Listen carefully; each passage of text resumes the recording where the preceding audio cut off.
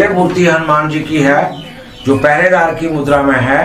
ये गदा यहाँ ऊपर को है। ऐसी मूर्ति कहीं नहीं मिलेगी। हनुमान जी किसका पहरा देते हैं? माँ काली का पहरा देते हैं। भगवान शिव के 11वें रुद्र अवतार हैं और भगवान श्री राम के भक्त हैं। तो जब भी कभी माता काली के पास जाना है तो पहले कहते हैं कि उनके पहरेदार से आज्ञा लेनी पड़ती है। तो पहरेदार से आज्ञा लीजिए, जो मैं शब्द बोलूंगा वो आप अपने मन में बोलिएगा, मैं मुख से बोलूंगा। हे बजरंगबली, आप मां आद्या शक्ति के साक्षात पहरेदार के रूप में विराजमान है। मैंने मां आद्या शक्ति के दर्शन करने हैं, जिन्होंने इतनी घोर तपस्या करके मुझे महादेव के त्रिगुण स्वरूप के दर्शन करवाए हैं। मुझे आज्ञा प्रदान करें, मेरे और मेरे परिवार पर कभी भी कोई संकट आए तो आप स्वयं ही उसका निवारण करें।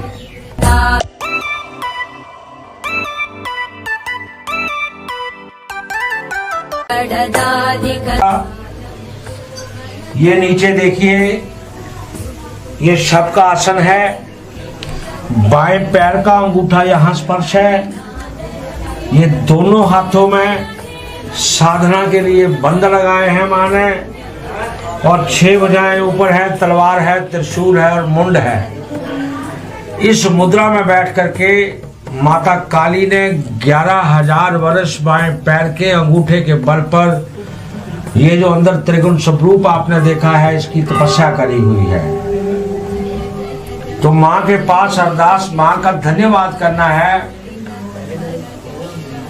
यहाँ पर निराकार रूप के महादेव के दर्शन हुए। मां काली की जिभा जो है, अष्टभुजा माता जो है, उसकी जिभा अंदर चली गई थी। मां ने अष्टभुजा स्वरूप धारण किया था। तो ध्यान करके उसी प्रकार से मां का धन्यवाद हम करेंगे। हे आद्या शक्ति मां,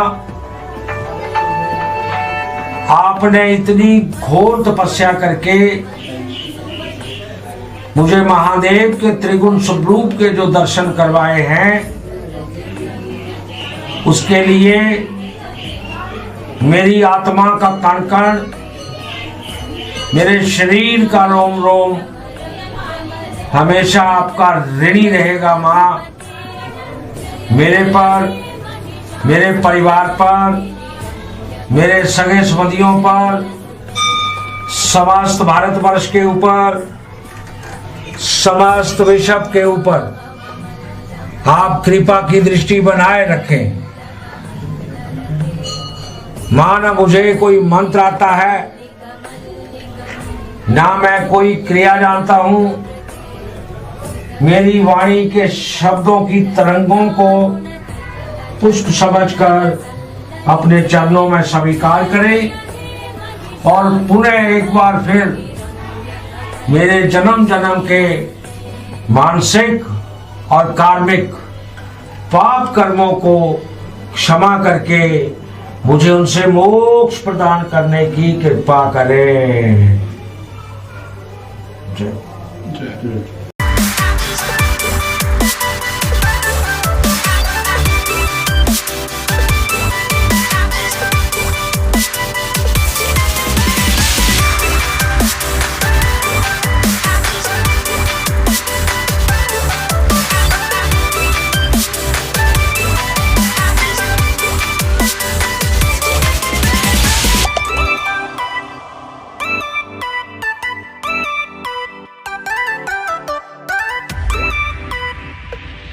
ये जो पीपल का पेड़ है, इसकी सारी टहनियाँ नीचे को आती हैं और हर टहनी इसकी जो है वो जड़ लेके आती है।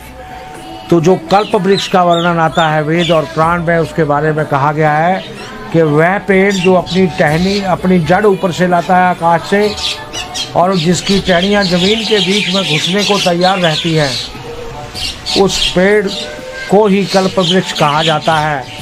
क्योंकि जैसे ही ये युग पलटेगा, वह वृक्ष भी जो है वो उस युग के साथ पलटता है।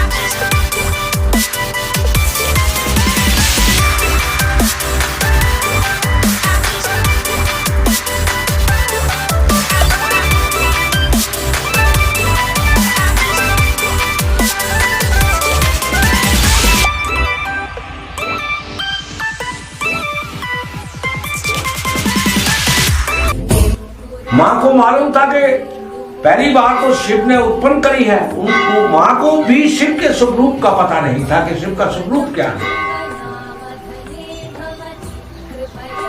जो मुझे रोकेगा वही मेरा स्वामी है। स्तंभ जब हो गई, फिर पूरा रुद्र लोक छान दिया, पूरा वैकुंठ छान दिया, पूरा स्वर्ग लोक छान दिया, दृष्टि से पूरा मृत्यु लोक छान दिया। कहीं जब शिव के दर्शन नहीं हुए, जमीन पर देखती रही थी। जैसे ही जमीन पर मां ने दृष्टि गाड़ी, शवासन में मनुष्य रूप में लेटे हुए जब महादेव के मां को दर्शन हुए तो जीवा आत्म ग्लानि से मां की बाहर आ गई कि मेरे से क्या हो गया, मेरा तो सर्वस्व ये।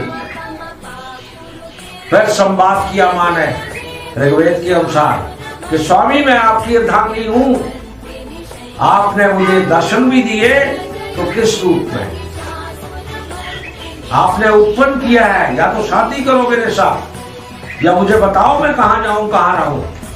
फिर महादेव ने दोनों हाथ मां के आगे जोड़े कि देवी